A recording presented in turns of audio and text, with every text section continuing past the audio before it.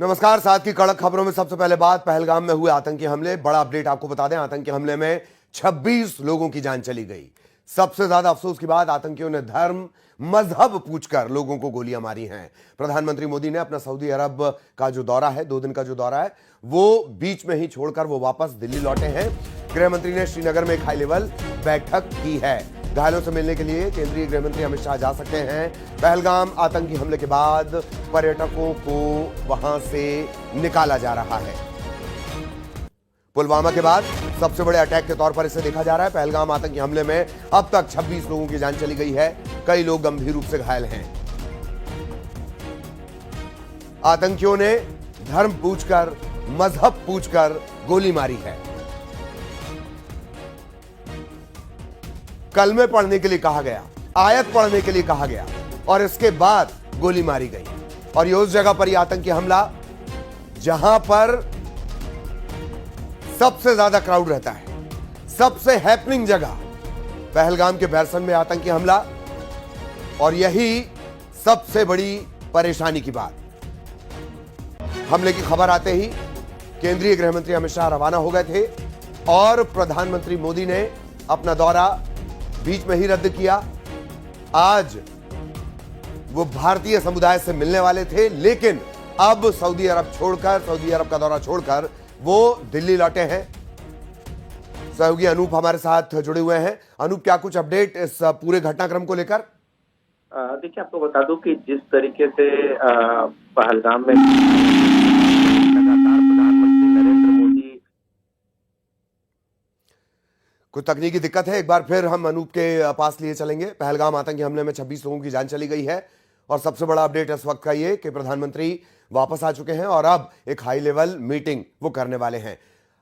अनूप, आप तक आवाज पहुंच रही हो तो अब जवाब पूरा करें। बिल्कुल आवाज पहुंच रही थी कि जिस तरह से पहलगाम में घटना घटी, उसके बाद लगातार प्रधानमंत्री नरेंद्र मोदी स्थिति का जायजा ले रहे हैं। लगातार वो यहाँ जो होम मिनिस्ट्री के ऑफिसर्स हैं, इसके अलावा पीएमओ के अधिकारी हैं, उनसे बातचीत जारी है। और कल भी आपने देखा कि प्रधानमंत्री नरेंद्र मोदी ने अमित शाह को तुरंत स्थिति का जायजा लेने के लिए वहां पर भेजा। पहलगाम की स्थिति के लिए दौरे पे थे। उन्होंने पूरा दौरा को जो है वो कट शॉर्ट किया है और वो अब दिल्ली पहुंच चुके हैं। दूसरी तरफ कभी भी सीसीएस की बैठक होगी, फाइनेंस मिनिस्टर जो कि सीसीएस के मेंबर है, वो भी विदेश दौरे से वो दिल्ली वापस आ चुकी हैं। केंद्र सरकार ने साफ कर दिया है कि जिस तरह से कायराना हरकत की गई है, किसी भी तरीके से जो भी दोषी हैं उनको नहीं बख्शा जाएगा। पहला जो सरकार की पहल है वो ये है। दूसरी तरफ जो घायल हैं उनको स्वास्थ्य सेवाओं में किसी तरह की कोई कोताही नहीं बरती जाएगी और किस तरीके से सुरक्षा की चूक हुई है उस पर पूरी गहन जांच की जाएगी और जो भी इसके लिए जिम्मेदार है उस पर कड़ी कार्रवाई की जाएगी। ये सारी बातों का जो है वो सारी बातों पर चर्चा की जा रही है। देखिए, एनआई की टीम भी वहां पहुंचेगी और जांच प्रक्रिया को आगे बढ़ाएगी। कुल मिलाकर के जिस तरीके का रवैया केंद्र सरकार का है और जिस तरीके से धारा 370 खत्म होने के बाद घाटी में जो अमन चैन है, वो किस तरीके से इस तरह की घटना घटी है, उसको लेकर केंद्र सरकार कह सकते हैं कि बहुत ही चिंतित है। और ये किसी भी तरीके से ये नहीं कहा जा सकता केंद्र सरकार बड़ा एक्शन लेगी, ये इस पर कोई कोताही नहीं है, कोई शक नहीं है।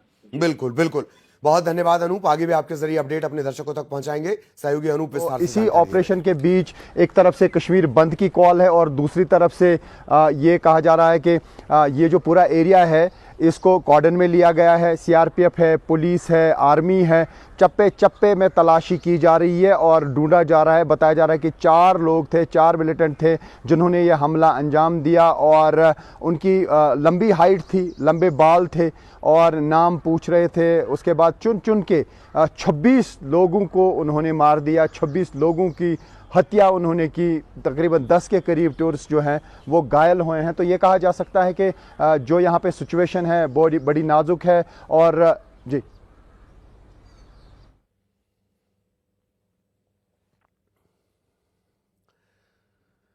तो लगातार ये अपडेट ग्राउंड जीरो से किस तरह की स्थितियां हैं वो हम आप तक पहुंचा रहे हैं। और तकरीबन 15 मिनट तक ये खूनी खेल चलता रहा। नाम पूछकर फायरिंग होती रही। ज्यादातर पर्यटक हैं। 2 सैनिकों को भी इस हमले में जान उनकी चली गई है।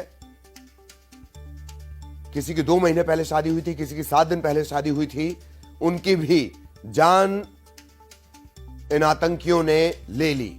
प्रधानमंत्री मोदी सऊदी अरब से दिल्ली पहुंचेंगे और फिर एक हाई लेवल मीटिंग वो करने वाले हैं। केंद्रीय गृह मंत्री कल से ही श्रीनगर में हैं।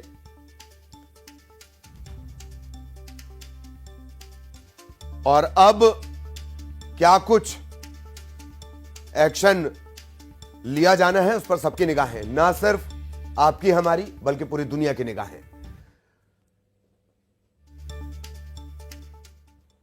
और पहलगाम आतंकी हमले से जुड़ा बड़ा अपडेट एक और रायपुर से मिल रहा है।